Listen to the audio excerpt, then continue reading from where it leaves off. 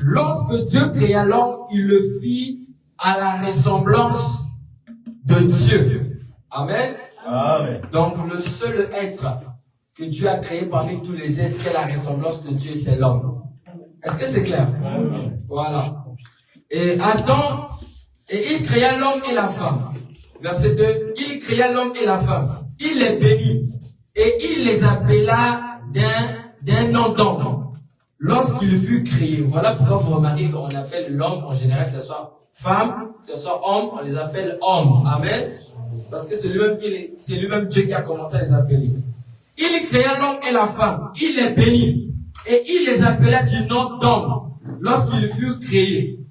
Adam, âgé de 130 ans, engendra un fils à sa ressemblance, selon son image, et lui donna le nom de Seth. Les jours d'Adam, après la naissance de Seth, furent de 800 ans, et il engendra des fils et des filles.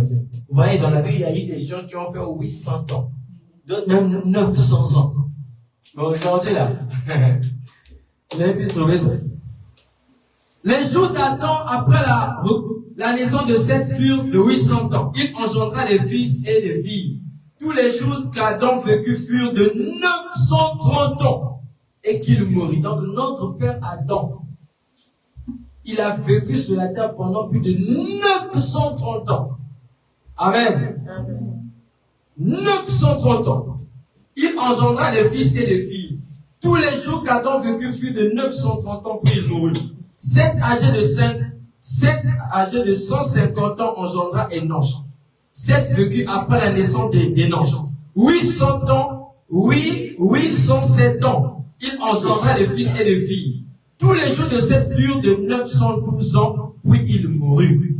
Amen. Amen.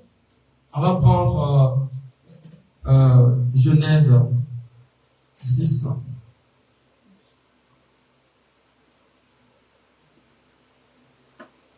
Genèse 6 à partir du verset 1. Lorsque les hommes eurent commencé à se multiplier sur la face de la terre et que les filles leur furent nées, les fils de Dieu virent que les filles des hommes étaient belles. Et ils en prirent pour femmes parmi toutes celles qu'ils choisirent. Alors l'Éternel dit, mon esprit ne restera pas à toujours dans l'homme, car l'homme n'est que chair et ses jours seront de 120 ans. Les géants étaient sur la terre en ce temps-là. On a dit bien, les géants. Amen. Amen. Les géants étaient sur la terre en ce temps-là. Après que le Fils de Dieu fût venu vers les filles des hommes et qu'elles leur eurent donné des enfants, ce sont ces héros qui furent fameux dans l'Antiquité. Prenons Matthieu.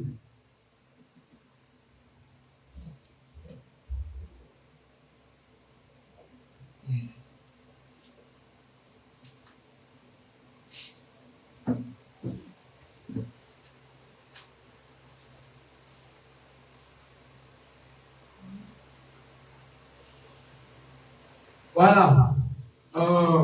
Matthieu 1 à partir du verset 18. Voici de quelle manière arriva la naissance de Jésus-Christ. Marie, sa mère, ayant été fiancée à Joseph, se trouva enceinte par la vertu du Saint-Esprit, avant qu'ils eussent habité ensemble. Joseph, son époux, qui était un homme de bien, qui ne voulait pas la diffamer, se proposa de rompre secrètement avec elle. Comme il y pensait, voici un ange du Seigneur lui apparut en songe et dit, Joseph, fils de David, ne crains pas de prendre avec toi Marie ta femme, car l'enfant qu'elle a conçu vient du Saint-Esprit. Elle enfanta un fils, et tu lui donneras le nom de Jésus, c'est lui qui sauvera son peuple de ses péchés. Tout cela arriva afin que s'accomplisse ce que le Seigneur avait prononcé par le prophète. Que Dieu bénisse sa parole. Je vous prie de vous asseoir. Amen.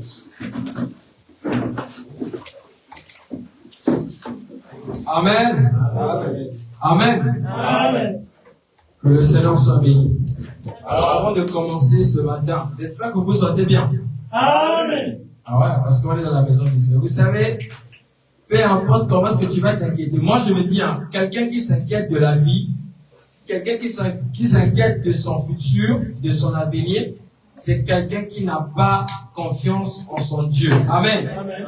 Mais quelqu'un qui a confiance en son Dieu et la personne qui sait vraiment que le Dieu que je prie est un Dieu réel, cette personne-là ne sera jamais et au grand jamais ballottée. Amen. Parce que ce qui fait parfois que les gens puissent être parfois ballottés, ce qui fait parfois que les gens ne puissent pas avoir confiance en eux, c'est parce qu'ils n'ont pas la révélation de leur Dieu. Amen. Mais quand tu as la révélation de ton Dieu, tu as la révélation de celui que tu pries, je pense que même si la chose que tu souhaitais que ça soit telle que tu voulais, que ça ne vienne pas de cette manière-là, j'aurai toujours confiance en Dieu. Est-ce que c'est clair? Donc, une personne qui n'a pas confiance, qui se trouble, qui se traumatise, qui se soucie de sa vie, moi je voulais que ça soit comme ça. Mais pourquoi ceci? C'est une personne qui n'a pas confiance en Dieu qu'il prie. Mais celui qui a confiance en Dieu qu'il prie, que la chose se marche comme il voulait, qu'elle ne marche pas, il dira merci Seigneur. Parce que parfois Dieu t'a préservé du pire. Amen. Amen. Bien, je voulais d'abord, c'est ça le pasteur. Le pasteur doit honorer des gens. Quand quelqu'un fait bien, il faut l'honorer. Amen. Amen. Voilà, ne jetez pas les fleurs juste quand quelqu'un meurt. On commence à prendre les fleurs. Oh non, allez-y commémorer la mort. Non. C'est quand la personne est en vie et quand la personne fait quelque chose de bien, il faut le dire. Amen. Amen. On ne doit pas cacher. Si toi aussi tu fais, on va dire. C'est comme ça. Il faut, dans la Bible, c'est comme ça. Quand les disciples faisaient quelque chose de bien, même des gens qui étaient à Corinthe faisaient quelque chose de bien, on les appuyait toujours, on les encourageait toujours. Amen. Amen. Donc, ceci, vous savez, les recueils d'avant là étaient devenus un peu gaspillés. Même parfois quand les gens finissent de faire le culte, les autres laissent ça comme ça, plié. Donc je comprends que parfois d'autres sont désordonnés depuis chez eux, ils emmènent le désordre à l'église. Vous mêlez à l'église, vous buvez de l'eau dans les bouteilles, au lieu de prendre la bouteille là, de partir avec ça comme c'est toi qui habites, tu laisses ça là. Maintenant tu laisses la bouteille là pour que qui puisse prendre ça pour aller jeter ça à ta place. Est-ce que c'est clair? Amen. Tu bois ton eau, la bouteille là vient qui est à côté de toi, quand je te soulève-toi aussi avec ta bouteille là. Amen. Amen. C'est ça l'ordre. Et ça là, c'est les œuvres de frère Aubry. Est-ce qu'on peut acclamer pour le nom?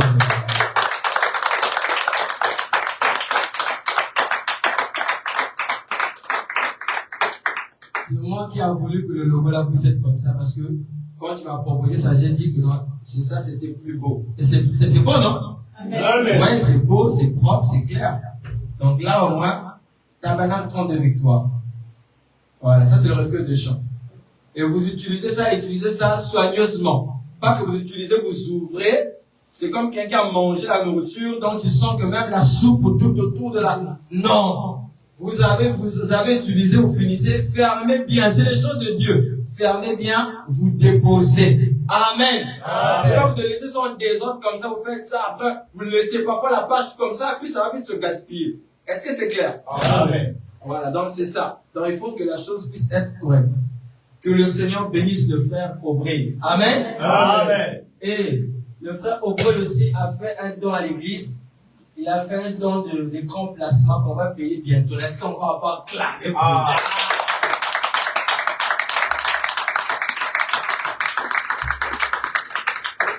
Amen. Amen. Donc je pense qu'on va payer ça peut-être la semaine qu'on va commencer. On va chercher ça, je sais pas si sur Chimia.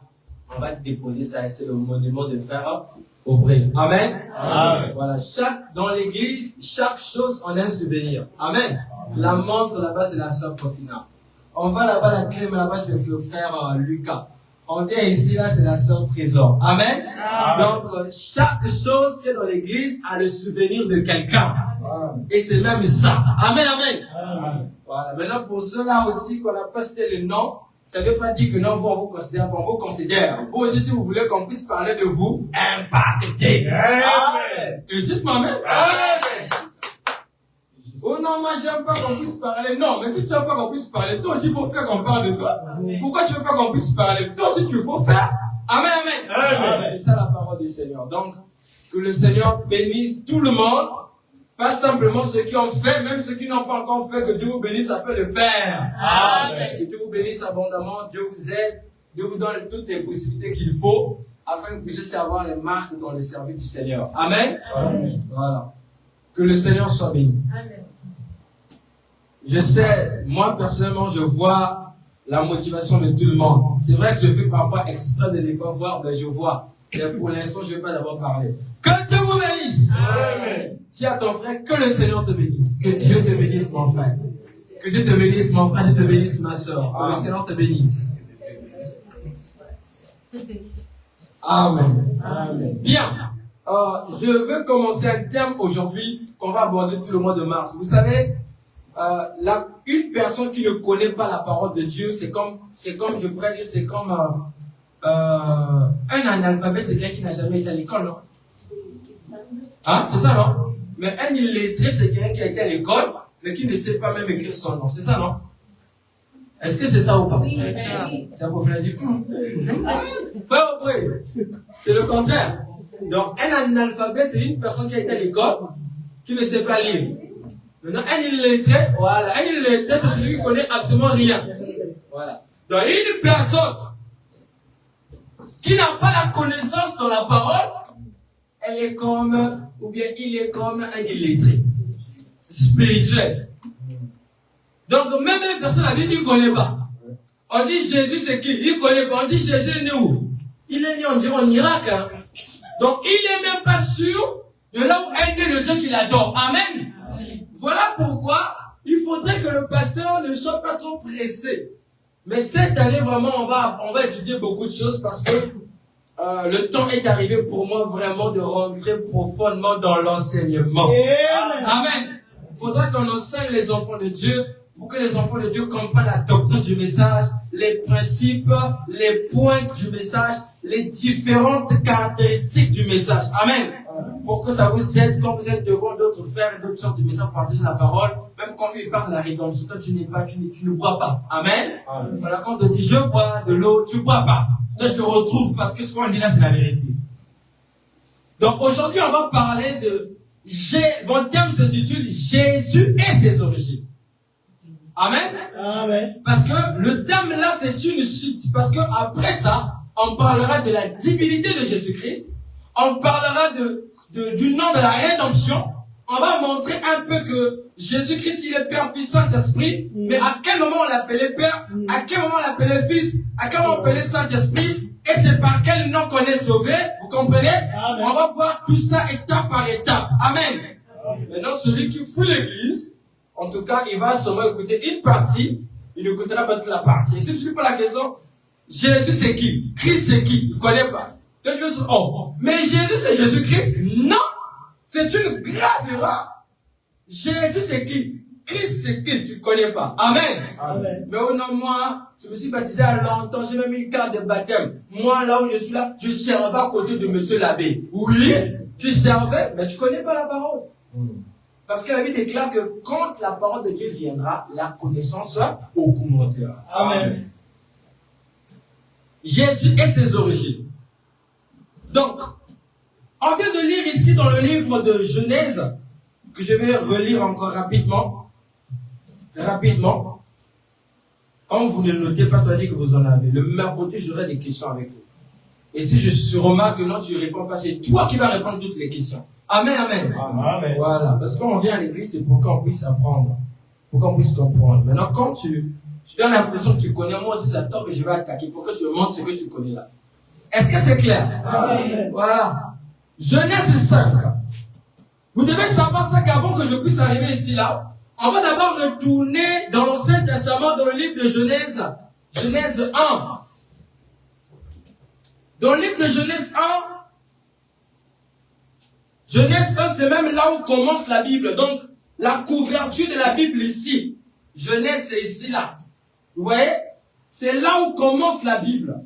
Genèse, c'est le premier livre de la Bible.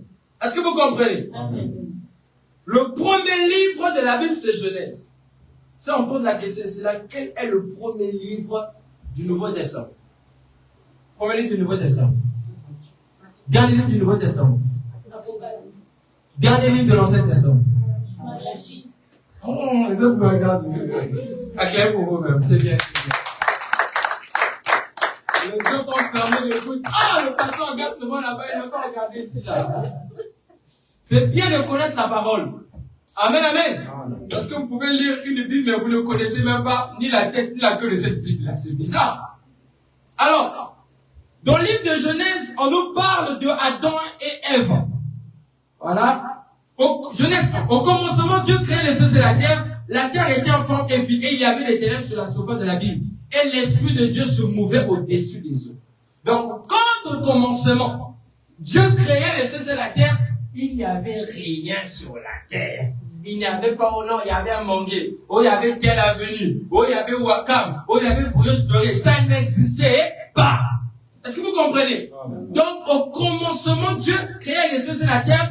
La terre était informe et vide. Quand on dit informe, ça veut dire que la terre n'avait pas une forme précise. Parce que si on dit que là, la terre avait une forme, donc là, on comprend que là, la terre avait une forme. Mais là, le français clair, on dit que la terre était informe et vide. Donc, il n'y avait rien sur la terre. Il n'y avait absolument rien sur la terre. Il y avait des ténèbres à la surface de l'abîme. Le premier élément du temps qui est apparu quand la terre était en forme vide, c'est d'abord les ténèbres. Mais le ténèbre qu'on parle ici là, c'est pas les ténèbres des sorciers, ah, non. Mais les ténèbres qu'on parle ici là, ça veut dire quoi? C'est la nuit, l'obscurité. Est-ce que vous comprenez? C'est ce que ça veut dire. Donc ça veut dire que quand Dieu commençait à créer les choses de la terre, il a trouvé sur la surface de la terre qui était en forme et vide, l'élément temps qui est le ténèbre. Est-ce que vous comprenez? Autrement dit, la nuit. Voilà pourquoi Zacharie nous dit que c'est au temps du soir que la lumière doit apparaître. Parce que si Dieu apparaissait dans le jour, il ne veut pas avoir de sens. Parce que Dieu était dans la forme de colonne de feu. Est-ce que vous comprenez? La colonne de feu, c'est le premier corps que Dieu a emprunté sur la terre. Est-ce que vous comprenez? Je prends autrement dit encore, la colonne de feu, c'est le premier corps que Dieu a emprunté pour venir se manifester sur la terre. Et la colonne de feu, comme je vous l'ai montré dernièrement quand nous étions là-bas, c'est cette lumière qui s'est photographiée sur la tête du prophète. Et cette lumière que vous voyez là,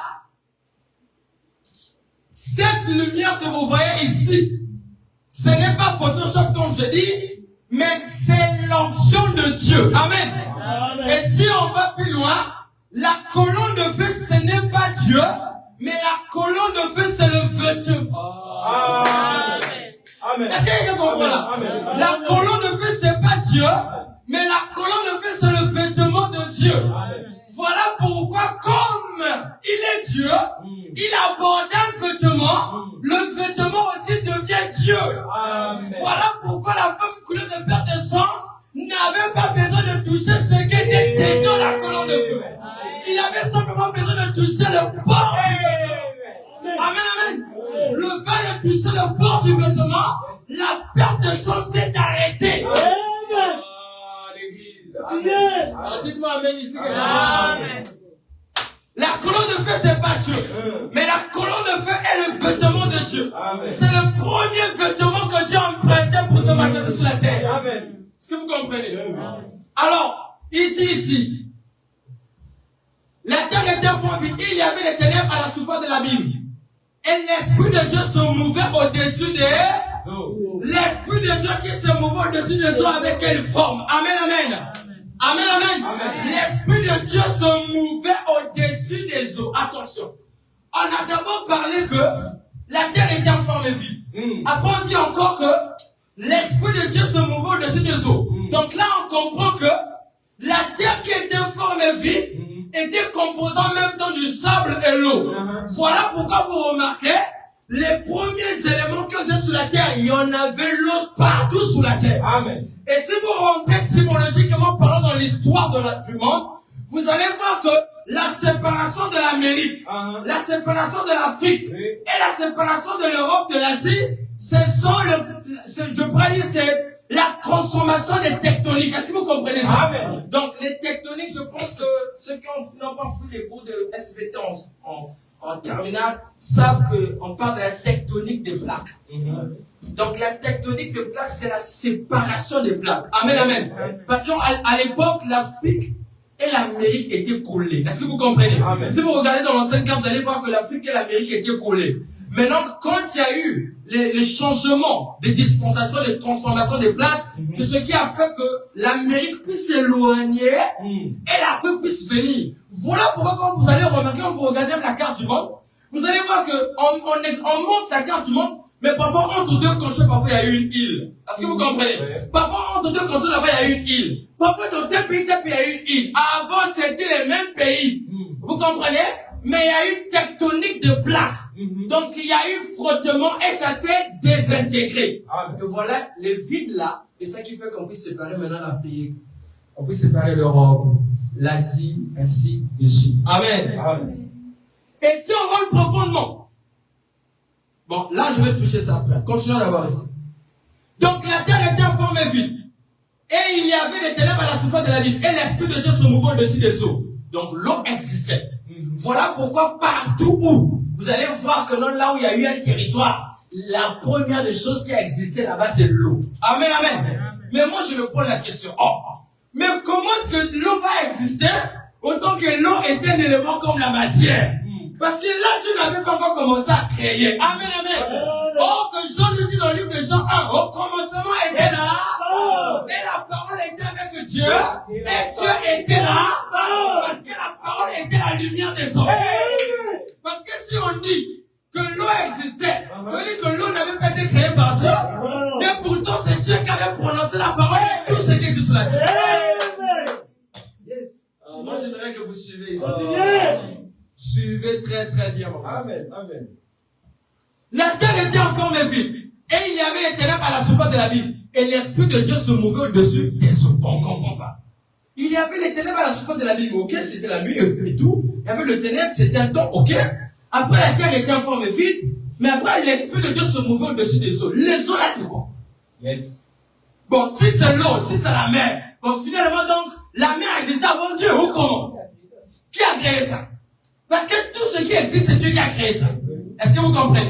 Est-ce qu'on peut avancer? Amen.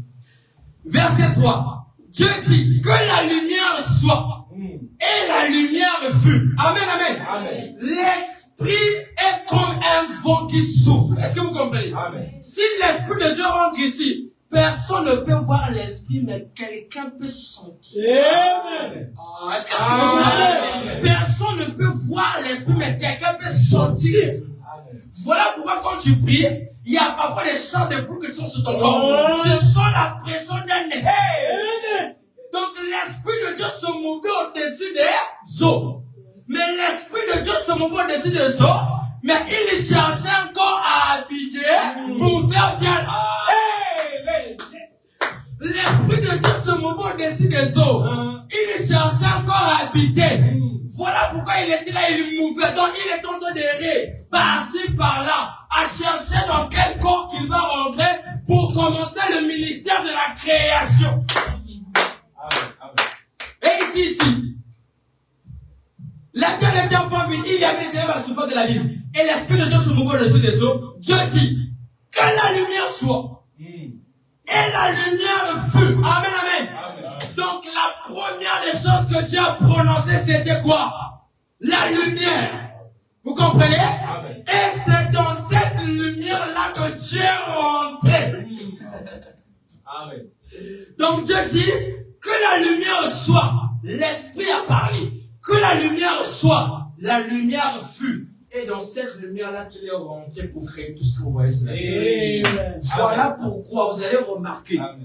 Tout ce qui existe sur la terre, est composé de l'eau. On peut faire un exercice. Vous prenez le bois.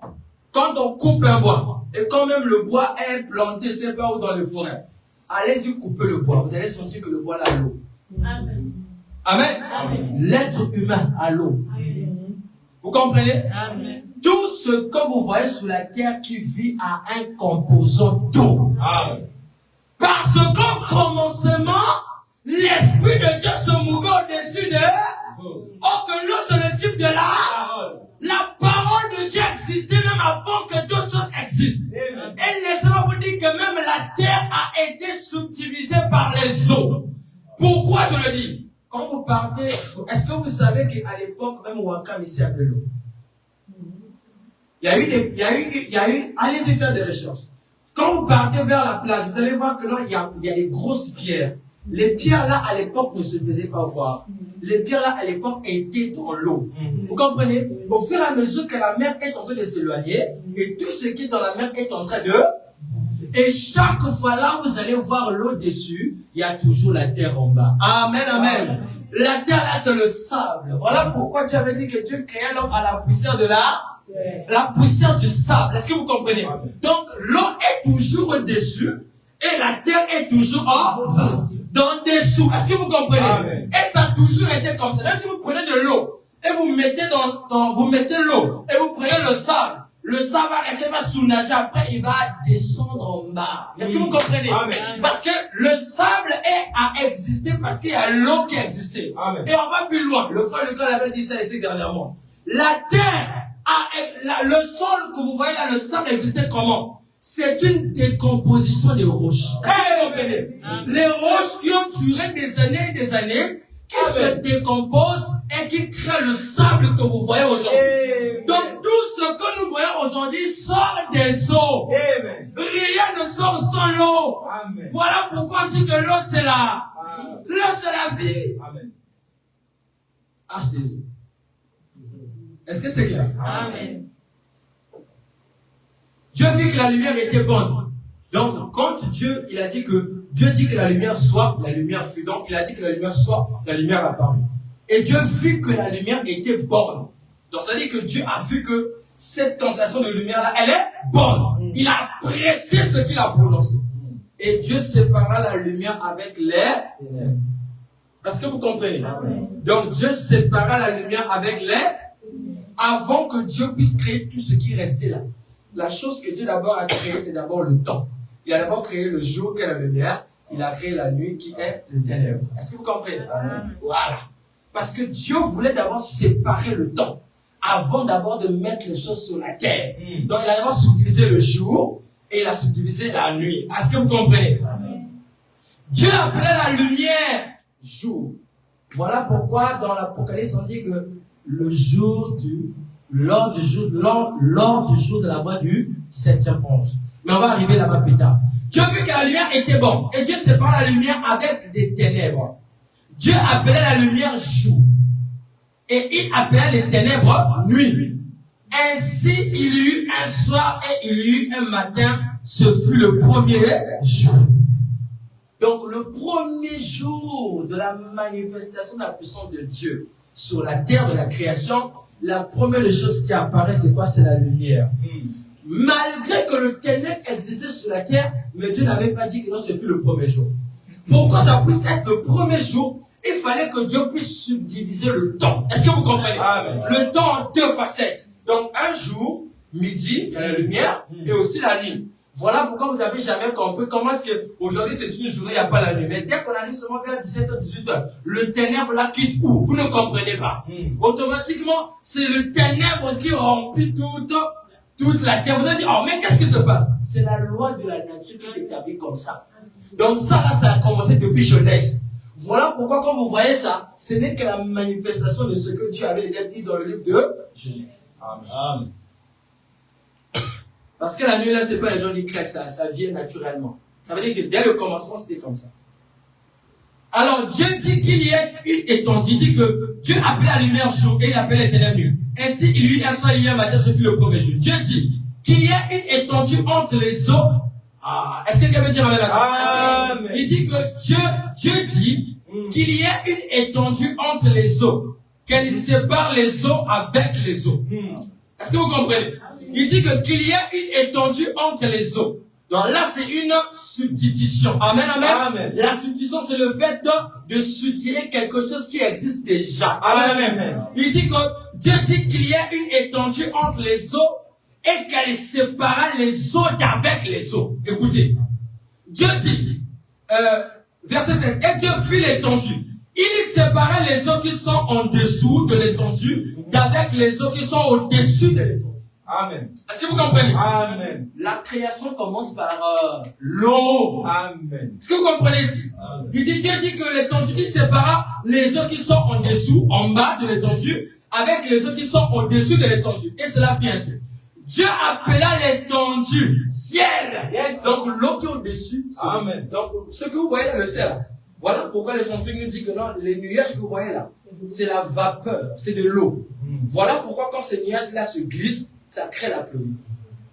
C'est pas les gens qui créent la pluie. En fait, en réalité, ce n'est que... En fait, non. Je sais pas qu'est-ce que je vais vous dire, en fait.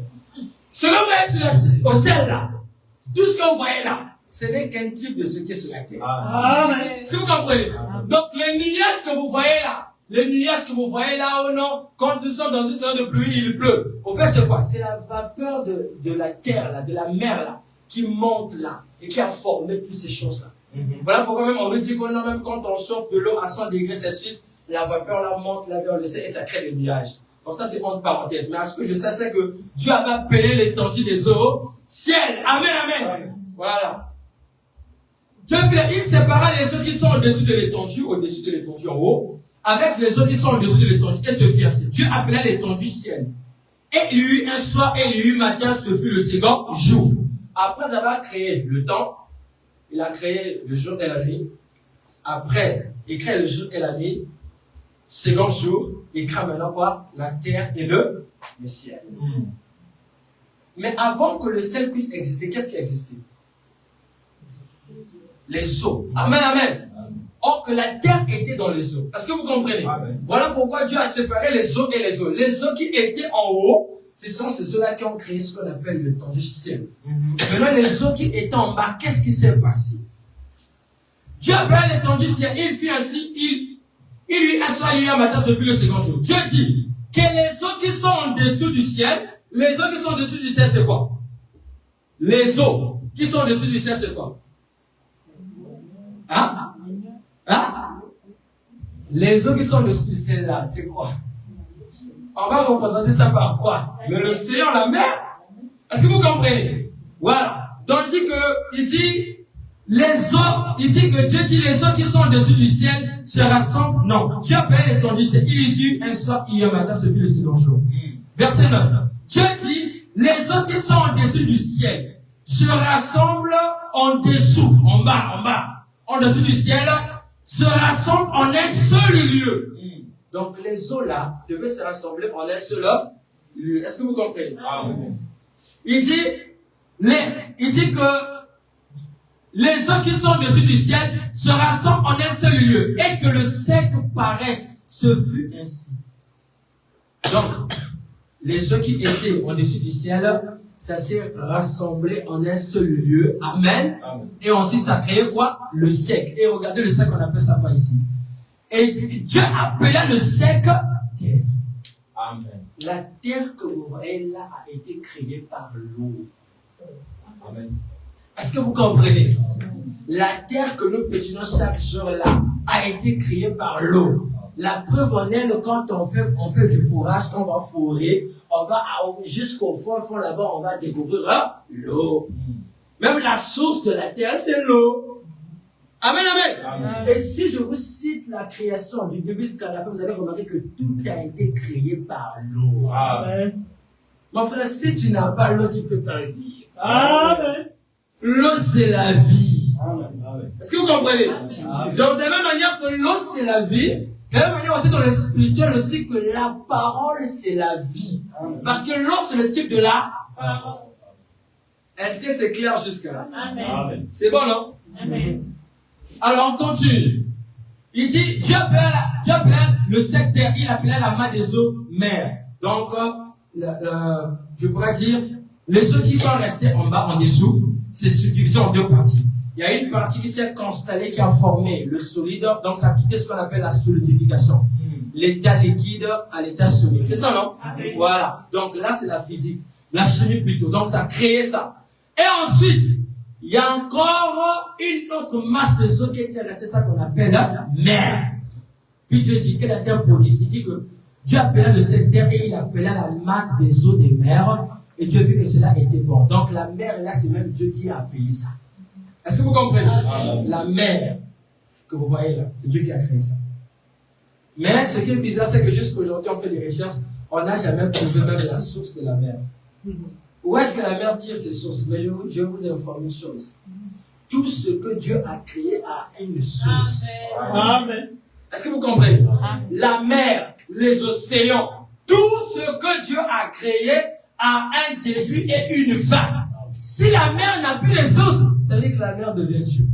Parce qu'il n'y a qu'une seule personne qui n'a pas de commencement ni fin, c'est Dieu. Amen. Tout ce que Dieu a créé. Même si la mer, même quand vous regardez, vous partez à Wakam, si vous voyez la mer, vous allez voir, c'est comme si là-bas, c'est comme si c'était le ciel qui est tombé. Non, c'est des profondeurs, des profondeurs, des profondeurs. Donc quand je vois la mer, je comprends la grandeur de Dieu. Amen. Je vois comment Dieu est grand. Ici, à Dakar, il y a un lac qu'on appelle lac rose.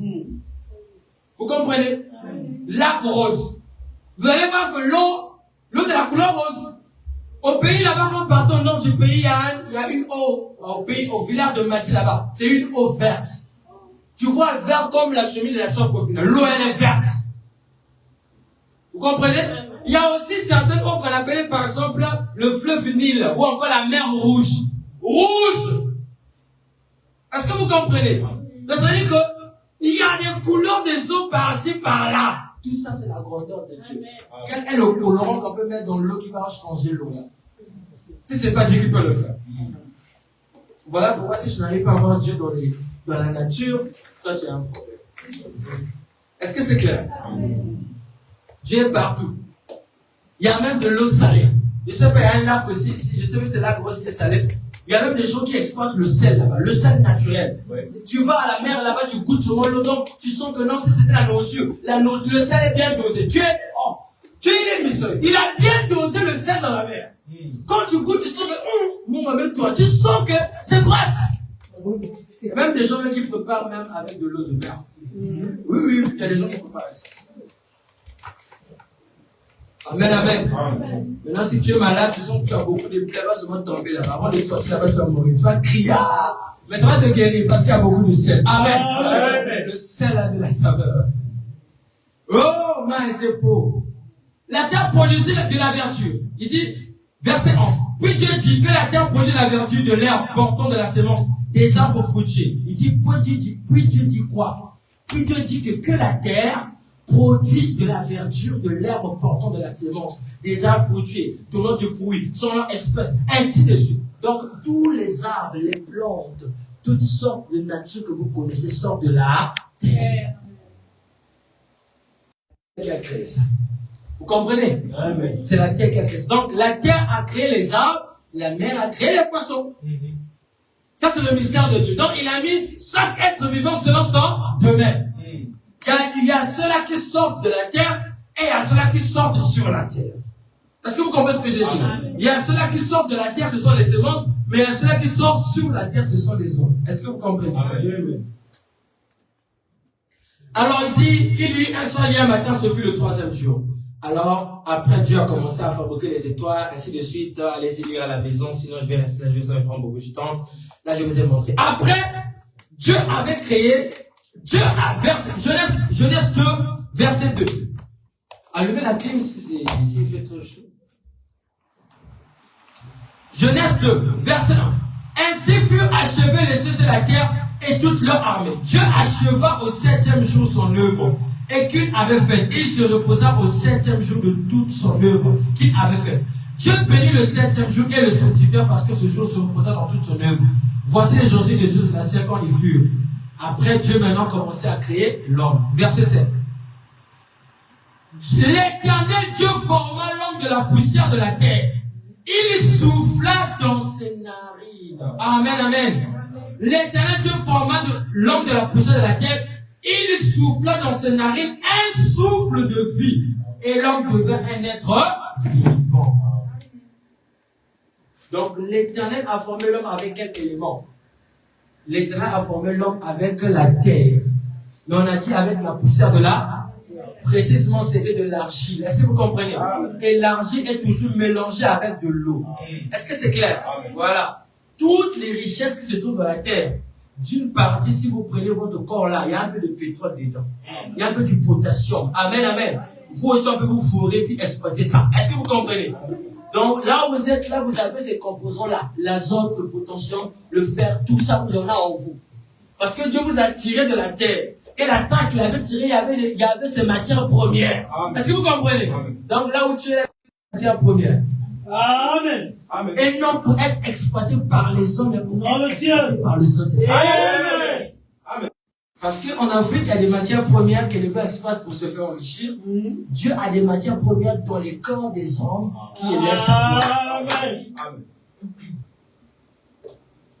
Amen. Amen. Alors Dieu a créé l'homme. Donc vous connaissez cette partie-là. Il a créé l'homme. Il a créé l'homme. Après l'homme, c'est lui le premier être qui a vécu sur la terre. Est-ce que vous comprenez? Et parmi tous les êtres vivants que Dieu a créés, il y avait un être qui était semblable à l'homme, comme Adam. Il était le serpent. Voilà pourquoi dans Genèse 3, la Bible dit que le serpent était le plus rusé de tous les animaux des champs. Pourquoi la Bible dit que le serpent était le plus rusé de tous les animaux des champs? On a bien dit tous les animaux des champs. C-H-A-M-P. Champ, bilanga. Hein? Voilà. Le champ de maïs, champ de patates. C'est comme ça. Donc il était l'animal le plus rusé de tous les animaux des champs. Pourquoi on dit rusé? Parce que le serpent avait un élément qui était plus proche de l'homme. Voilà pourquoi on a dit dans la Bible qu'il était l'animal le plus rusé. C'est pas pour rien qu'on appelle. Pourtant, il y avait le chat. Vous comprenez? Pourtant, il y avait, je ne sais pas, les dinosaures. On avait tout. Tu avais tout créé. Mais quand on arrive au serpent, quand moi signe la fille du caca, avec une petite tête, on dit qu'il est le plus risé. Oh, tu m'as ménisé. Alors, quand Dieu a créé Adam, Adam était seul. Adam commençait à voir le lion avec sa lionne, girafe avec sa femelle. Voilà, pas même le serpent était aussi avec sa femelle. Quand tu vois aussi le chat, aussi avec sa femelle. Ah, après Adam reste comme dit, ah, mais moi depuis que Dieu m'a donné le contrôle de ce jardin d'Éden et tout, je remarque que tout le monde soit en couple ici. Mais moi je ne suis pas en couple. Il y a quel problème?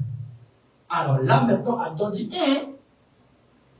il a dit non, moi je ne comprends pas, moi je dois être en couple. Alors il dit à Dieu, Seigneur, pourquoi est-ce que tous les autres animaux là sont à deux, mais moi je suis seul, pourquoi? Alors Dieu avait décidé de lui faire quoi? Une aide semblable. Amen. Amen. En réalité, l'homme avait 13 côtes. Amen. Mais ce qui fait que l'homme aujourd'hui puisse avoir 12 côtes, parce que la 13e côte de l'homme, c'est avec ça qu'on avait soutiré pour créer Ève. Amen. Et Ève a existé parce que c'est l'homme qui l'a déclaré. Donc si toi seul tu existes, parce qu'il y a eu un homme dans la Bible qui t'a déclaré. S'il y a un soldat aussi, s'il avait voulu te dire que non, tu n'as aussi pas besoin de femmes, tu ne devais pas exister. Dites-moi. Amen. Est-ce que vous comprenez ça? Amen. Donc si la femme tu es sortie parce qu'il y a eu un homme qui a voulu que tu viennes, ça au moins il faut reconnaître ça. C'est juste. Amen. Et quand la femme est venue sur la terre, alors ils étaient maintenant à deux, ils ont formé maintenant un couple, Dieu les a consacrés, je pense que ça avait expliqué ça et tout. Et après maintenant le serpent était venu dans le but de quoi? Parce que quand Dieu a créé l'homme et la femme, Dieu a dit soyez féconds, multipliez-vous. C'est vrai qu'avant avant le péché sexuel, Adam et Ève ne connaissaient pas qu'ils étaient nus. Est-ce que vous comprenez? C'est là où les témoins des décès nous disent que non, Adam et Ève avaient mangé la pomme. Si on achète la pomme de 200, une pomme rouge, vert, jaune, vous donnez ça à une fille qui ne connaît pas les hommes, les yeux ne vont pas s'ouvrir. Amen. Mais laissez seulement un tonton puisse passer là. Vous allez voir que si elle était un peu sale, les hommes vont commencer à ranger. Elle va commencer à être propre, le tonton va me voir. Parce qu'il y a quelque chose qui s'est passé là-bas. Dis-moi même ici. Amen. C'est la parole. C'est pas moi, c'est la Bible qui dit ça ici, on a montré la liberté ici. Est-ce que c'est clair, les sœurs? Amen. Voilà, c'est ça. Donc jusqu'à là, le serpent savait que la sœur Ève était vierge. Alors qu'est-ce qui se passe? Ève était quelque part assise dans le jardin, Adam était allé à l'heure de la prière. Alors le serpent s'approche vers Ève pour dire, oh Ève, comment tu vas? Ça va? Oui, ça va bien. Le gars commence à donner cette théorie, tu sais, moi, et tout. Vous savez, le serpent, lui, quand il parle à une femme, il lui fait grandir les rêves. Tu sens, à tel point qu'on a dit, oh, tu m'as vraiment ébloui, tu parles trop bien. Les discours mensongers. Est-ce que vous comprenez? Il va te parler de la rhétorique. Toi, tu dis, déjà, il dit que non, tu sais, moi, je te pense sur moi. Tu sais, moi, j'ai une Range Rover. Là, si moi, je te pense sur moi, toi, je vais t'acheter une limousine. Parce qu'avec une telle beauté, mérite une limousine. Donc, il te fait rentrer là dans une sorte de mensonge pour te dire que non, ce qu'il dit, c'est la vérité. Or que même la Range Rover qu'il a là, c'est pour son papa. Est-ce que vous comprenez? Amen. Mais le serpent, il s'approche avec l'esprit de mensonge.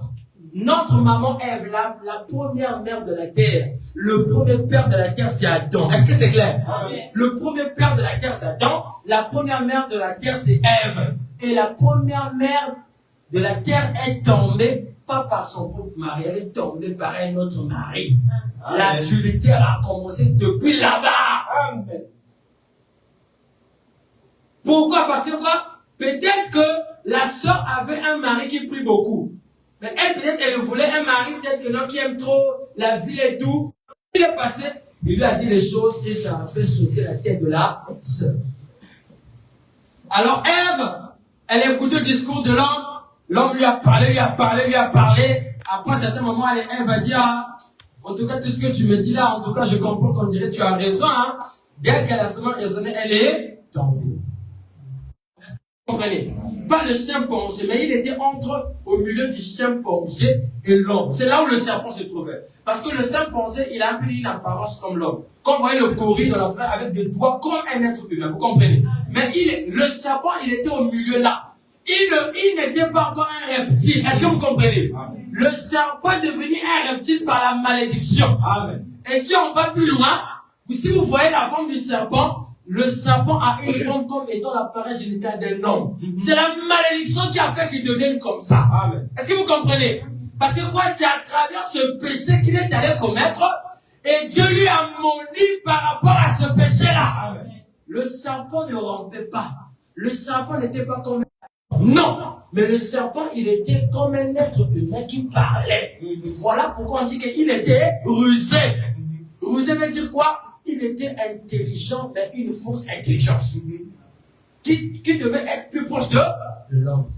Parce qu'il avait la capacité de parler. Ça veut dire qu'il raisonnait, il réfléchissait aussi. Vous comprenez?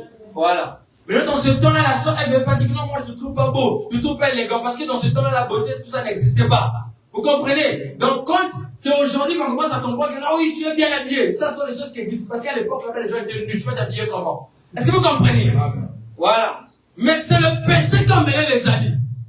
Parce que quand il y a eu le péché, Adam et Ève sont allés se cacher dans les herbes en portant les feuilles de figuier. Type des habits aujourd'hui pour se couvrir la nudité. Mais sinon avant, ils ne portaient pas les habits. Mais dès qu'on a seulement levé le voile qui a vibré là, le femme peut commencer à voir les femmes là. Le femme peut commencer à voir la femme peut commencer parce qu'on a levé le voile.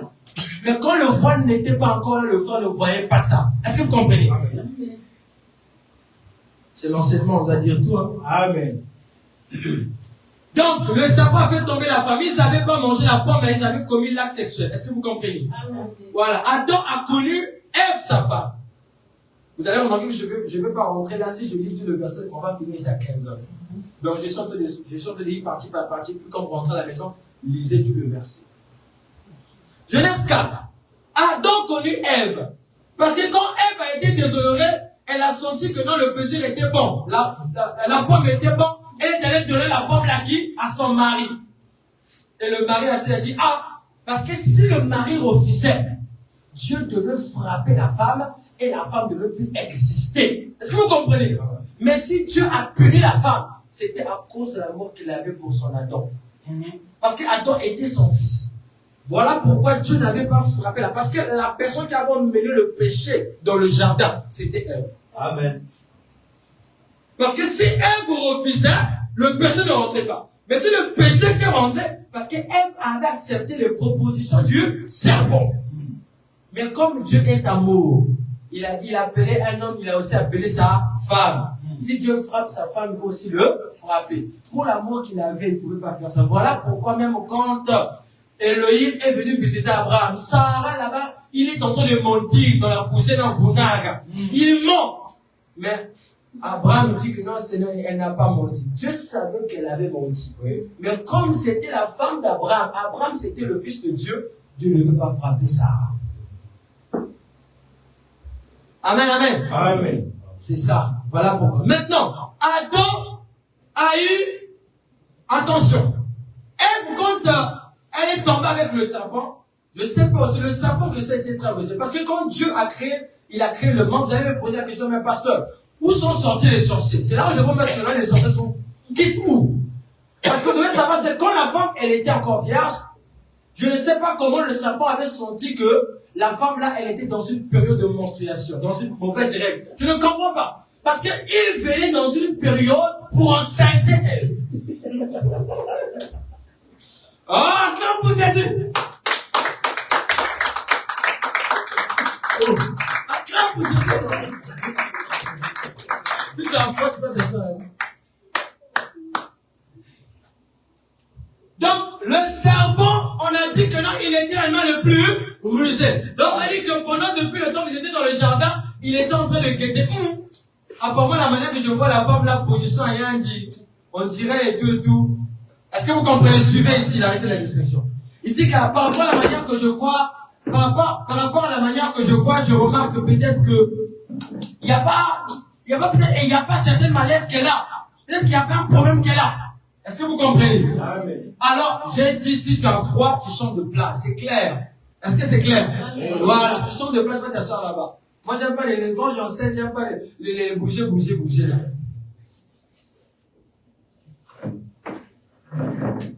Alors, donc, comme on a dit que le serpent était l'animal le plus rusé, donc le serpent aussi était dans le jardin d'Éden.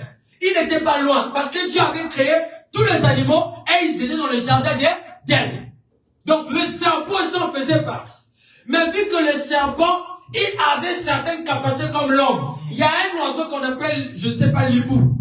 Le perroquet. Quand tu parles, lui, il répète. Vous comprenez? Ça veut dire que si Dieu a pu donner les capacités à certains animaux, ça veut dire qu'il y avait aussi des animaux qui se ressemblaient proches de l'homme. Mais quand un perroquet peut répéter, il va dire que non, il y avait ton temps qui était ici. Toi, tu as pris le truc de tout. Romain, il parle comme un être humain.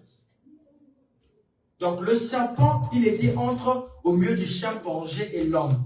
Et quand il est venu, donc je suis sûr et certain que le serpent parfois écoutait les discours qu'il parlait avec son mari Adam. Parce qu'Adam, même si tu disais que non, chérie, je suis en règle, il ne comprend pas. Parce qu'Adam ne connaît pas ça. Parce qu'Adam, il ne savait pas c'est quoi la menstruation, il ne savait pas tout ça. Parce que pour rentrer dans la profondeur, il fallait avoir brisé le voile du sexe. Mais comme il n'avait pas brisé ça, Adam parlait plus de la parole avec sa femme, centrait sur les citations, sur les brochures, c'était ça, leur vie. Ils n'avaient pas la vue ou non, leur ça n'existait pas. Mais la chose est venue exister. Quand le serpent, on dirait la chose là, quand je le vois, on dirait la position là, on dirait il y a quelque chose. Le serpent dit quoi? Là, le viol est parti. Donc là, je peux venir. Il vient. Il est venu comme un voleur. Donc il vient, il dit que non, là, la chose là, elle est toute seule. Je vais arriver là. Et quand ça va commencer à faire des propositions. Oh non! Dieu vous a menti. Dieu sait que non, c'est tout. Je ne peux pas marcher. Le serpent commence à donner des discours, à mentir la femme. Comme la femme aussi, elle aussi, là où elle était, elle dit, donc si nous on fait ça, on sera des dieux. C'est vrai ce que tu dis. Oh! Mais frère serpent, qui t'avait appris que non, dans la soeur, elle a même fouillé au milieu du jardin. Qui t'a dit ça? Donc lui-même, là où il était, il savait. Voilà comment vous avez dit qu'il était rusé. C'est-à-dire qu'il avait une intelligence un peu supérieure. La Bible déclare que non, le diable, Satan, il a 6000 ans d'expérience. 6000 ans. Ça veut dire que c'est quelqu'un qui a la connaissance. Il connaît la parole. Il n'y a pas quelque chose qui va l'embrouiller. Il peut te corriger. Non, Jésus n'est pas né aux États-Unis. Il est né à Bethléem. Il peut te corriger, oui. Le serpent connaît bien la parole. Mais son défaut, c'est qu'il ne vit pas la parole. Que vous comprenez? Il connaît bien la parole. Il peut te prendre la Bible et il te lit ça bien. Il parle correctement. Mais il ne vit pas la parole. Il vient, il a dit non, tu seras comme des dieux. Il laisse-moi te dire, là où je te parle là, moi je suis plus ton mari. On a trompé, il te dit pas la vérité. Moi j'ai la vraie version de toi. Je veux faire de toi. Serpent, dose. Alors quand le serpent a remarqué que, parce que le serpent, le serpent, je pourrais dire que c'est l'incarnation de Satan depuis le ciel qui a été précipité. Est-ce que vous comprenez? Donc, quand Satan est précipité depuis le ciel, il a fait le coup d'état depuis le ciel, quand il est précipité sur la terre, le premier animal qu'il a cherché à rentrer, c'était le serpent. Parce qu'il ne veut pas rentrer dans l'homme, parce que l'homme, en lui, il avait l'Esprit de Dieu qui habitait.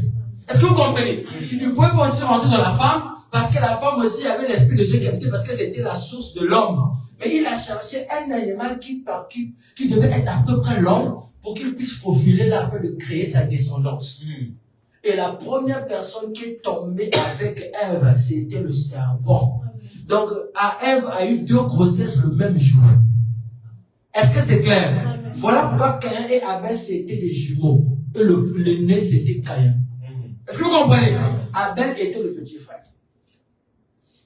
Donc, quand la femme, elle tombe enceinte du serpent, comme on a dit, il était rusé, il enceintait la femme ne connaissait pas aussi la grossesse, c'est quoi? Amen, amen. Donc elle est souvent comme ça, vous savez, comme quelqu'un, il est encore nouveau, il ne connaît pas les hommes, il commet beaucoup d'erreurs. Elle aussi, comme elle ne savait pas, comme le grand là, c'est comme si c'était quelqu'un qui avait déjà fait ça. Parce qu'elle venait de se poser vers la soeur Ève, on sentait que c'est quelqu'un qui avait l'expérience.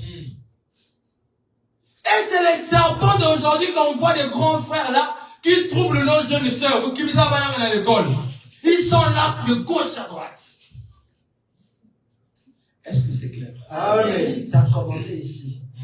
Oh non, oui, tu finis à quelle heure? Oui, on se trouve là-bas. Oui, on se trouve dans la vie, le truc ne lit plus. Il y a maintenant des 0 à l'école. Ok, il y a une autre matière qu'on apprend là-bas. Est-ce que c'est clair ici? Amen. Ça a commencé avec le serpent. Alors, quand Ève a connu ça, la Bible dit que, je vais lire ça pour que ça soit plus clair. Si je ne finis pas, c'est un thème, on va continuer ça. Le serpent était le plus rusé de tous les animaux des champs que l'Éternel Dieu avait fait, Genèse 3. Il a dit à la femme, Dieu a-t-il réellement dit, vous ne mangerez pas de tous les arbres du jardin? Est-ce que vraiment le pasteur l'a dit? Dieu est sûr. Le pasteur a dit, on peut prendre la bière, mais pas, Dieu est sûr. Non, moi je goûte sur. Est-ce que, non, pourquoi tu veux faire raisonner quelqu'un? Si quelqu'un t'a dit que c'est ça, pourquoi tu veux le raisonner? Verset 2. La femme répondit au serpent, nous mangeons du fruit des arbres du jardin, mais quant au fruit de l'arbre qui est au milieu du jardin, vous n'en mangerez point, et vous n'y toucherez point, de peur que vous ne mouriez. Alors le serpent dit à la femme, vous ne mourrez point. Mais Dieu sait que, ça c'est le serpent qui parle, mais Dieu sait que, le jour où vous en mangerez, vos œufs s'ouvriront. L'homme est un jardin. Amen, amen. Amen. L'homme est un jardin. Et le milieu de l'homme, vous connaissez déjà. Voilà le fruit qui se trouvait au milieu du jardin. Donc le serpent, vous voyez, c'était une personne, c'était une sorte d'animal qui avait même la capacité de décrire même le corps de la femme. Même la femme dit que non, tu sais, est-ce que parfois tu sors, parfois tu as des démangeaisons? C'est ça. Il connaissait. Il avait la connaissance. Voilà pourquoi le prophète dit que la semence du serpent, ils sont bons dans la vie sexuelle. Quand vous voyez quelqu'un là qui aime beaucoup du sexe, peut avoir un démon de la semence du serpent. Dis-moi amen. Amen. Alors le serpent dit à la femme, vous ne mourrez point. Mais Dieu sait que le jour où vous en mangerez, vos yeux s'ouvriront. Et que vous serez comme des dieux, connaissant le bien et le mal. La femme, au verset 5, au verset 6, quelque chose qui s'est passé. Vu que la Bible est trop sacrée, la Bible ne peut pas dire que non, non. La Bible a connu ça. Voilà pourquoi il fallait laisser tourner pour révéler ça. Il dit, verset 5 à 6. La femme, vu que l'arbre était bon à manger et agréable à la vue. Il y a beaucoup de fruits, seulement pourquoi le fruit est agréable à la vue. Hein? Vous avez mon petit kiss. Après, le demande de cheval, oh, une pomme. Vous pensez que la pomme est agréable à la vue. Et dis-moi amen. Amen. Mais c'est la parole, on vous enseigne. Amen. Le fruit est agréable à la vue. Amen. Oh, dis-moi amen. Amen. Ça vous dit dis-moi amen. Oui, c'est la parole. C'est la vérité. La femme, vu que le fruit était agréable à la... Ça veut dire que le frère serpent, il avait fait quelque chose de beau sur la sœur Ève. Voilà pourquoi la sœur Ève, elle a sauté un peu. Elle a changé de dispensation. Vous blaguez le serpent. Nos soeurs qui sont rétrogradées, qui sont restées dans le monde là. Oh non, moi je ne vais pas laisser le comprendre. Mais c'est un païen. Oh mon pasteur, ce n'est que lui. Parfois on connaît par l'intérieur qu'est-ce qui se passe. Oui. Donc justement, non, mais on dit, laisse ce païen-là. Non. Mais toi, parfois, tu vois souvent le côté parole, mais tu sais pas le côté profond. Il y a quelque chose qu'on lui fait qui lui trouble la tête. Qui fait que non, malgré que le grand n'a rien, mais toujours là. Voilà le sait. Ah, dis-moi amen. Oh, dis-moi amen. C'est l'enseignement, on doit vous dire la vérité. Les témoins de Jéhovah, ils ont eu tort. C'est pas la pomme. Je dis bien, c'est pas la pomme. La femme, vu que l'arbre était bon à manger, agréable à la vue, et qu'il était précieux pour ouvrir l'intelligence. Amen. Quand la femme commet ça, vous allez voir que si elle avait une certaine aiguillance sur son corps,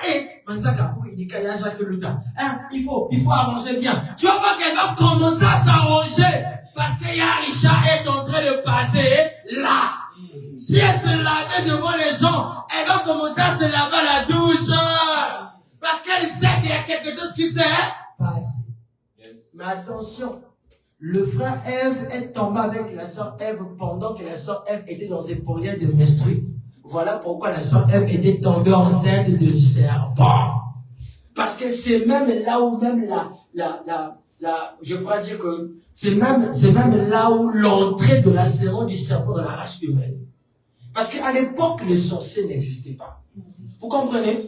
Les sorciers n'existaient pas. Donc, quand Dieu a créé l'homme et la femme, il n'y avait pas sorcier. Il n'y avait pas sorcier dedans. Mais le sorcier est venu rentrer, c'est quand la femme, elle a ouvert la porte, le serpent a enceinté la femme, et le serpent a laissé les germes. Amen. Les germes là, c'est ça qu'on appelle Caïn à Caïn. Celui-là, maintenant, qui s'est attaché à la sémence de l'homme. Voilà pourquoi vous remarquez que dans toutes les familles de la terre, il y a toujours un petit Kinoki. Est-ce que vous comprenez? Dans toutes les familles de la terre, il y a toujours un petit sorcier. Parfois, tu vas voir dans ton côté paternel un petit sorcier. Côté maternel, un petit sorcier. C'est quand Caïn, c'est quand le serpent a enceinté Ève, c'est là où la sémence est rentrée de la sorcellerie. Amen. La sémence qui fait du mal, qui détruit. Quand on voit que quand tu fais prospérer, ils vont t'étouffer. Quand on voit que tu fais ça, ils vont t'étouffer. C'est l'erreur de qui? L'erreur de Ève. Elle était ignorante, elle ne savait pas. Elle ne connaissait pas tout ça. Mais elle a reconnu quelqu'un qui commençait à lui dire, oh, tu connais pas ton corps. Mais ton corps, c'est ça, c'est ça. Il dit, oh, c'est vrai, donc ça sert, c'est lui qui commence, il devenait un docteur. Il commence à lui expliquer le corps. Comment est-ce que ton corps est. Mais lui-même, elle-même, elle ne savait pas comment était son corps. Oh non, c'est lui le premier mari de ma vie. Oh, en tout cas, c'est lui le premier mari qui est passé sur moi. C'est lui le premier. Oui, le serpent aussi. Son premier mari, ce n'était pas Adam. Vous comprenez? Son premier mari qui est passé sur elle, c'était le serpent.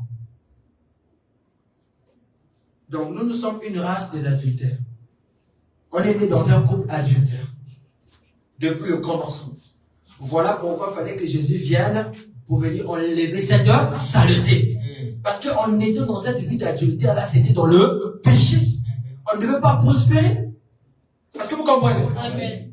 C'est ça. On est né dans une famille adultère. Parce que notre maman était tombée avec un homme avant de trouver la grossesse à notre père. Est-ce que c'est clair? Amen. La femme vit que l'arbre était bon à manger, agréable à la vue, et qu'il était précieux pour ouvrir l'intelligence. Il est pris de son fruit. On a dit, il est pris 200. Ah, c'est clair. Ça veut dire que le fruit là est avec elle. Il dit que il est pris de son fruit et en donnant aussi à l'homme. On va pas rentrer en détail pour dire non. Quand la femme est venue, elle commençait à faire un peu les là pour montrer à l'homme, oui, moi j'ai envie de toi. Non. Ça, la Bible ne peut pas tout expliquer. La Bible parle des grandes lignes. Amen. Donc là, la femme commence à venir, comme elle a déjà été touchée par un serpent, par un autre homme, elle va commencer maintenant à montrer à son homme, oh, mais toi et moi on est là, donc tu comprends pas qu'il y a un mystère qui est là. Oh, viens! Et c'est elle qui commence à dire, non, regarde, fais ça, tiens-moi ici, touche ici. Et jusqu'à ce qu'Adam a enceinté Ève, et ils ont donné un enfant qu'on appelle Abel. Tu peux dire amen à ça? Ah oui. Et là, on a eu 2 enfants. Donc, les 2 grossesses là. L'autre grossesse est rentrée le matin à 9h, l'autre grossesse est rentrée à 16h. Et après, on remarque qu'avec le temps, la soeur Ève avait maintenant un petit Kingo. Et on voit comme ça, c'était des jumeaux. Oh, tu m'emmènes ici. Maintenant, quand Dieu descend, il commence à chercher Adam dans le jardin. Il ne cherchait pas la femme. Et pourtant, c'est la femme qui a commis le péché. Mais quand Dieu descend dans le jardin d'Éden, il commence à chercher Adam. Il dit, Adam, où es-tu? Adam, où es-tu? Mais c'est pas Adam qui est tombé, Seigneur. C'est pas Adam qui a péché, Seigneur. Mais c'est elle qui a péché. Pourquoi tu m'appelles? Non. Parce que le péché de Ève était attaché à Adam parce qu'ils étaient mariés. Yes. Ils formaient une seule chair. Ils étaient liés. Amen. Donc, quand, vu qu'ils sont liés, le chef de la femme, c'est donc voilà pourquoi Dieu voulait s'abattre à l'homme. Et quand tu viens à l'homme, il dit, Adam, où es-tu? Adam dit que non, Seigneur, je suis nu et je me suis caché. Dieu a dit, toi et moi, depuis qu'on prie, tu es nu, tu pries, tu n'as jamais su que tu es nu. Qui t'a dit que tu es nu? Moi, je n'ai jamais appris ça. Voilà pourquoi vous avez remarqué, il y a des brebis qui apprennent des enseignements que le pasteur les enseigne pas. Il y a un autre pasteur dehors qui leur donne des théories. Voilà pourquoi de vous aussi savoir quel genre de pasteur que vous écoutez. Amen. Amen. Amen. Parce que si vous n'avez pas le pasteur qui vous enseigne, vous n'avez pas le pasteur qui vous prêche là-bas, c'est ce qui s'est passé avec notre sœur Ève. Elle écoutait les prédications de notre pasteur. Dieu dit, tu as mangé un fou, j'étais interdit. Les gens de l'un souffrir. Ils connurent qu'ils étaient nus et ayant cousu les feuilles de figuier, ils s'enfuirent des ceintures.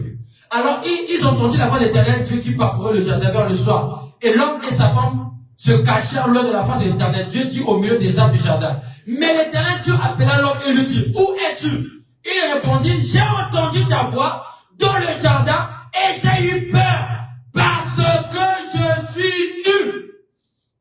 Et je me suis caché. Adam, ça fait une belle lurette ici, on prie, tu n'as jamais dit ça. Aujourd'hui, là, tu commences à changer des versions. Et l'Éternel Dieu dit, verset 11, qui t'a appris que tu es nu? Est-ce que tu as mangé de l'arbre dont je t'avais défendu de manger? Témoin de Jéhovah, bien d'interrogation. Quel est le fruit qu'on va manger où Adam va dire que non, c'est là je suis nu? Dites-moi. La banane? L'avocat? C'est quand le fruit là? Mais c'est la vérité, c'est l'enseignement de la parole. Quel est ce fruit là que l'homme a pu manger et qui a fait qu'il puisse découvrir qu'il est nu? Donc, les témoins de Jéhovah, ils n'ont pas de raison de dire. Parce qu'une pomme qu'on peut manger ne peut pas emmener quelqu'un à reconnaître sa nudité. Mais quelqu'un pour reconnaître sa nudité, il doit faire quelque chose qui doit être lié avec sa nudité. Mais c'est normal. Pourquoi toi tu vas dire que non, manger la pomme, je suis nu? La pomme a quoi y avoir avec ta nudité? Si tu dis que non, j'ai mangé la pomme avec Adam, me faisait mal, je peux comprendre que tu as la carie. Mais tu dis que non, j'ai mangé la pomme, je suis nu. La pomme et la nudité, à quel rapport? Voilà pourquoi les témoins de Jéhovah ont failli. C'est pas la vérité. Ils avaient commis l'acte sexuel. Voilà pourquoi ils étaient devenus nus. Vous comprenez? Voilà. Quand tu sais que les choses là, il y a des tontons qui tirent ça, je dois cacher. Si tu vas commencer à te préserver. Parce que tu sais que non, c'est la honte. C'est la honte qu'il faut cacher. Et regardez maintenant ce qui s'est passé. Et l'Éternel Dieu dit, qui t'a appris que tu es nu? Est-ce que tu as mangé de l'arbre dont je t'avais défendu de manger? L'homme répondit, la femme que tu as mise auprès de moi m'a donné de l'arbre et j'en ai mangé. L'Éternel Dieu dit à la femme, pourquoi as-tu fait cela? La femme répondit, le serpent m'a séduite et j'en ai mangé. Ah, mes amis. Alors, quelle séduction a fouillé à Imaki? Hein?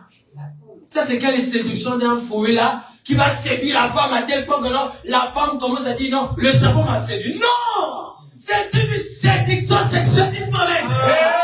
Oui, est-ce que c'est clair maintenant?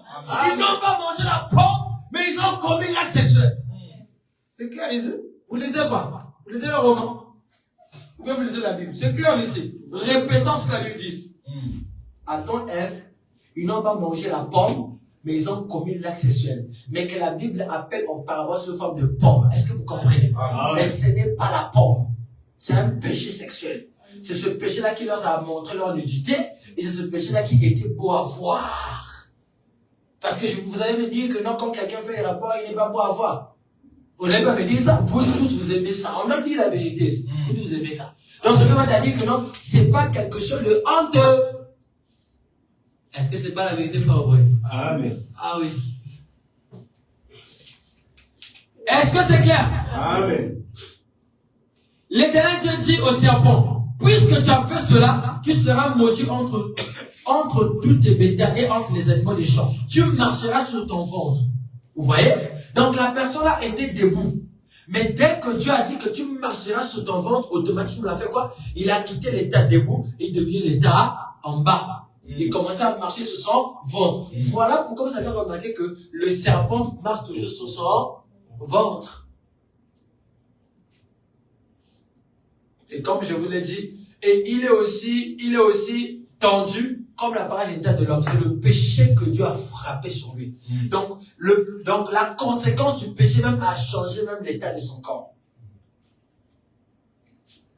Est-ce que vous comprenez ici? Amen. Je ne vais pas rentrer trop en détail et tout, mais vous avez compris ce que je veux dire. Amen. Est-ce que jusqu'à là c'est bon? Amen. Donc c'est là où Satan a fait rentrer sa descendance dans nos familles. C'est là où maintenant le mélange des sorciers et des gens de bonnes personnes. Oh, mais tu vas dire que non, lui et moi on s'appelle par exemple Malonga. Mais pourquoi moi Malonga je suis comme ça? Mais lui Malonga il est sorcier. Non, parce que Caïn, quand le serpent enceintait Ève, et le sang là s'est mélangé avec le sang. Vous comprenez? Voilà pourquoi le sang là s'est mélangé avec le sang d'Adam, avec le sang de Ève. Donc tout le temps que Ève donnait des enfants, il y avait un mélange de la sémence de Dieu et la sémence du serpent. Vous comprenez? Donc il y a eu un mélange de sang, il y a eu un mélange de gènes. Voilà pourquoi dans nos familles, on voit que parfois on met seulement tous, la famille elle est chrétienne, mais toute la famille est chrétienne prie, mais on va voir parfois il y a un enfant qui est sorcier. Parce que quoi, la sémence avait déjà été injectée depuis le commencement. Amen. Là c'est clair. Amen. Maintenant, Genèse 4. Adam connut Ève, sa femme. Quand on dit connu, c'est pas connaître. Non, moi je te connais, je t'appelle Mélissa. Non. Moi je te connais, je t'appelle Daniel. Non. Quand on dit connu ici, là, ça veut dire qu'il a fait une intimité avec elle. Est-ce que vous comprenez? C'est ce que ça veut dire. Il dit, Adam connut Ève, sa femme. Elle conçut et enfanta Caïn. Et elle dit, j'ai formé un homme avec l'aide de l'Éternel. Elle enfanta encore Abel. Abel fut berger et Caïn fut laboureur. Comment Ève va connaître que non, quand le serpent m'avait touché, il m'avait enceinté? C'est comme il y a des femmes qui parfois qui tombent enceintes, mais ils ne savent même pas qu'elle est enceinte. Vous comprenez? C'est ce qu'aussi Ève a subi. Donc elle tombe avec un homme, elle est enceinte, mais elle ne sait pas qu'elle est enceinte. Maintenant elle vient accuser la grossesse là à l'homme du foyer. Oh, c'est ta grossesse. Ce qui s'est passé. En réalité, ce n'était pas la grossesse de Abel, c'est de Adam, mais plutôt c'était la grossesse du serpent. Mais elle dit que non, j'ai reçu un enfant par l'aide de l'Éternel. Amen. Mais pourtant, c'était la sémence de Caïn. Maintenant, elle se dit que non, donc, les deux jumeaux là, c'est les enfants de Adam. Mais pourtant, ce n'étaient pas les enfants d'Adam. Est-ce que c'est clair là? Amen. Voilà. Donc même quand vous avez les jumeaux dans la famille, il faut bien vérifier d'abord. Est-ce que c'est clair? Amen. Elle enfanta comme son frère Abel et fut berger et Caïn fut laboureur. Dans cette histoire-là, Caïn était, je pense que Caïn était berger et Abel était laboureur. C'est ça, non? Alors, elle enfanta encore son frère Abel fut berger, Caïn fut laboureur. Donc les deux priaient. Ils servaient le Seigneur. Mais il y avait un faux, il y avait aussi un vrai. Abel était vrai, mais Caïn était faux. Parce que Caïn était la sémence du serpent. Vous voyez, ils mangeaient ensemble, dans la même famille. Ils parlaient des mêmes projets, dans la même famille. Ils conduisaient ensemble dans la même famille. Et ils bouffaient aussi les autres ensemble dans la même. Ah oui. Parce qu'ils étaient nés dans la même famille. Voilà pourquoi je vous dis que non, les sorciers les plus terribles à attaquer, ce sont les gens qui sont liés dans votre famille. Parce que c'est dans le sang, c'est les gènes. Donc avec le sang, elle peut avoir la facilité de t'avoir parce qu'il y a une légèreté qu'il a dans le sang. Voilà pourquoi moi je veux te conseiller, tu dois quitter le sang de ta famille pour rentrer dans le sang de Jésus. Amen. Est-ce que vous comprenez? Amen. Si vous quittez le sang de famille pour rentrer dans le sang de Jésus, le sang de famille, vous n'aurez aucun lien spirituel. Amen. Est-ce que vous comprenez? Amen. C'est pas le fait qu'on a parlé des parties sur ce qu'on commence à avoir en début. Vous connaissez tout ça. Amen. Voilà, donc, quand ils ont donné les sacrifices à Dieu, quand en tant que laboureur qu'il était, il allait donner les fruits à l'Éternel. Abel aussi, en tant que berger qu'il était, il allait donner quoi? Le sacrifice du sang à l'Éternel. Et Dieu dit Abel et Caïn. Dieu a créé le sacrifice d'Abel, qui était quoi? Le sang d'un agneau ou d'un bélier, d'un veau, d'un bœuf. Mais quand il s'agit de Caïn, Caïn en met le fruit. Dieu dit non, Caïn, je ne peux pas le fruit. Mais emmène-moi ce que ton frère m'a donné, quoi? Le sacrifice d'un animal, le sang. Mais Caïn fait quoi? Il emmène les fruits. Or que la Bible avait interdit que vous ne mangerez pas le fruit de l'arbre qui se trouve au milieu du jardin. Mais Caïn, tu vas encore rappeler sur ton sacrifice le fruit. Amen, amen. Amen. Vous partez encore rappeler des mauvais souvenirs à l'Éternel. Le péché que Dieu a condamné, il a mis de côté. Mais toi encore, quand tu viens prier, tu viens encore. Rien. On l'appelle le fils d'Abraham. Abel est mort. Parce que la semence de Adam n'était pas comme ça. Et même quand Dieu vient demander à Caïn, où est ton frère Abel? Il répond à Dieu impoliment. Comme son papa c'est d'abord un menteur, et lui il est impoli. Amen, amen. Parce que le serpent était venu mentir à Ève. Oh, vous serez de Dieu, c'est un mensonge. Ce n'était pas la vérité. Oh, vous